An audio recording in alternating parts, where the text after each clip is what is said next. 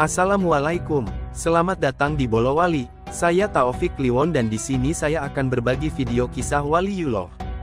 Jangan lupa like, komen, dan subscribe ya. So stay tune. Terima kasih.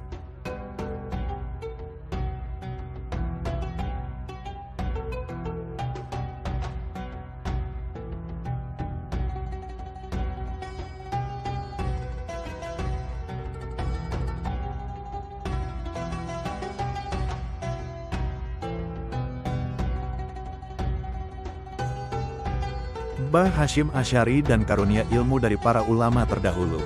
Mbah Hasyim Asy'ari dan karunia ilmu dari para ulama terdahulu generated by speeches. Kiai Haji Muhammad Hasyim Asy'ari merupakan ulama besar ahli hadits yang sangat tersohor di masanya. Sebagai pendiri NU, beliau, Kiai Haji Hasyim Asy'ari, tentunya mempunyai kapasitas ilmu yang tak perlu diragukan. Beliau memiliki gelar Hadratus Syekh, gelar yang tidak sembarang ulama bisa miliki.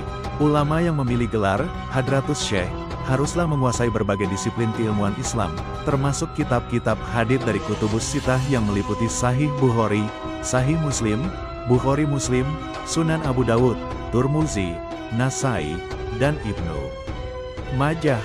Itulah alasan mengapa Hadratus Syekh Kiai Haji Hasyim Asy'ari sangat dihormati dan disegani ulama dunia saat itu. Bahkan gurunya para ulama besar, Syekhona Khalil Bangkalan, mengakui kealiman dan keilmuan Hadratus Syekh Kiai Haji Hasyim Asy'ari.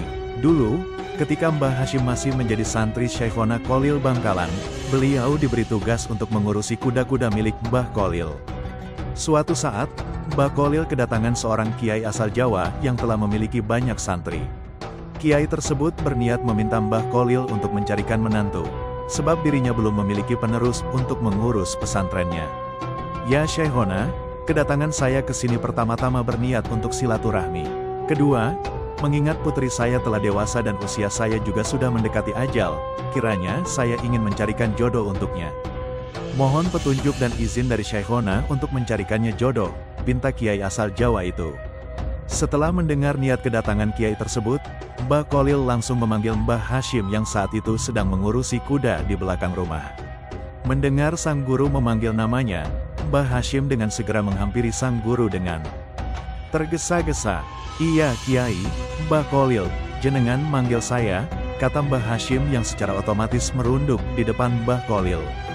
"Iya," kata Mbah Khalil, "ini dia calon menantu yang akan meneruskan perjuanganmu," dawuh Mbah Khalil kepada sang tamu. Kiai tersebut tercengang mendengar perkataan Mbah Khalil, seorang santri yang lusuh dan tak karuan. Mbah Hasyim di hadapannya memiliki ilmu yang cukup untuk mengurusi pesantren miliknya.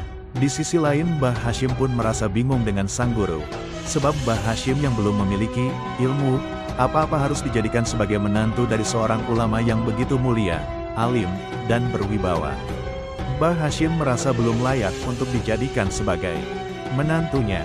Setelah itu Mbah Khalil mengatakan sesuatu yang membuat Mbah Hasyim dan tamunya terkejut. "Sudahlah, kamu, tamu, pulang dan siapkan saja selamatnya, 3 hari lagi akadnya dilaksanakan.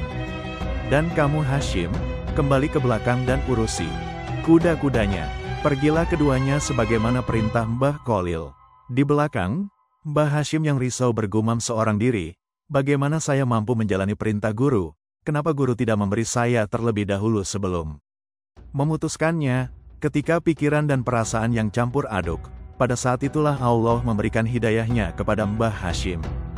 Beliau teringat akan pesan Mbah Khalil, "Barang siapa di antara kalian yang ingin tercapai hajatnya maka bacalah sholawat nariyah sebanyak-banyaknya dan pada waktu ijabah sangat dianjurkan yaitu setelah separuh malam hingga menjelang subuh." Malam harinya, Mbah Hasyim langsung melaksanakan pesan dari Mbah Khalil untuk membaca sholawat nariyah sebanyak-banyaknya. Sayangnya, ketika menjelang subuh, Mbah Hasyim ketiduran. Dalam mimpinya, Mbah Hasyim bertemu dengan Imam Bukhari dan mengajarkan kepada Mbah Hasyim hadis-hadis sahih. Saat itu Mbah Hasyim berguru pada Imam Bukhari selama 40 tahun. Namun anehnya hanya mimpi dan beliau terbangun ketika azan subuh berkumandang. Mbah Hasyim merasa heran dan tidak percaya dengan mimpi yang dialaminya. Malam berikutnya, ketika Mbah Hasyim mengamalkan sholawat nariyah, beliau kembali ketiduran. Dan dalam mimpinya kali ini beliau bertemu dengan Imam Syafi'i, serta mengajarkan beliau kitab-kitab fiqh dari berbagai mazhab, Imam Syafi'i, Imam Maliki, Imam Hanafi, dan Imam Hanbali. Sama seperti sebelumnya, Mbah Hashim belajar selama 40 tahun kepada Imam Syafi'i, dan terbangun ketika azan subuh. Berkumandang, di malam ketiga, Mbah Hashim melakukan hal yang sama seperti 2 malam sebelumnya. Namun, kali ini beliau bertemu dengan Imam Al-Ghazali dan Imam Junaid Al-Baghdadi yang mengajarkan kitab-kitab tasawuf selama 40 tahun. Ketika terbangun, beliau merasa bingung dengan mimpi-mimpinya. Lalu beliau berniat untuk menceritakan mimpinya kepada sang guru. Namun hal itu tidak sempat diutarakan sebab Mbah Hashim diperintah untuk segera bersiap-siap berangkat ke rumah calon mertuanya untuk melangsungkan akad nikah. Lalu, Mbah Hashim dan Mbah Kholil pun berangkat. Sesampainya di tujuan, Mbah Kholil tidak mengeluarkan sepatah kata pun dan berniat langsung kembali ke Bangkalan. Ketika hendak pergi, Mbah Kholil memberikan dawuh kepada Mbah Hashim dan mertuanya, serta disaksikan oleh banyak santri dan tamu. Undangan, Hashim, kamu jangan aneh-aneh ya, ikuti saja, ibadah, apa yang sudah dicontohkan oleh Nabi SAW melalui para ulama. Ikuti ulamanya Allah supaya selamat, Allah pasti bersamamu, kata Mbah Kholil kepada Mbah Hashim. Jangan ragu dengan Hashim, dia sudah belajar selama 120 tahun, kata Mbah Kholil kepada mertua Mbah Hashim. Mendengar dawuh Mbah Kholil, baik Mbah Hashim, sang mertua, maupun semua yang ada di situ terkejut dan merasa heran. Bagaimana Mbah Hashim sudah mengaji selama 120 tahun, sedangkan usianya saat itu saja belum genap 50 tahun. Mbah Kholil lalu pergi meninggalkan mereka. Esok harinya, sang mertua mencoba untuk menguji Mbah Hashim untuk membuktikan dawuh Mbah Kholil yang mengatakan jika menantunya telah mengaji selama 120 tahun. Seketika Mbah Hashim yang masih berada di masjid pun dipanggil, dan beliau terkejut ketika di hadapannya telah disediakan 2 kitab tafsir dan hadits.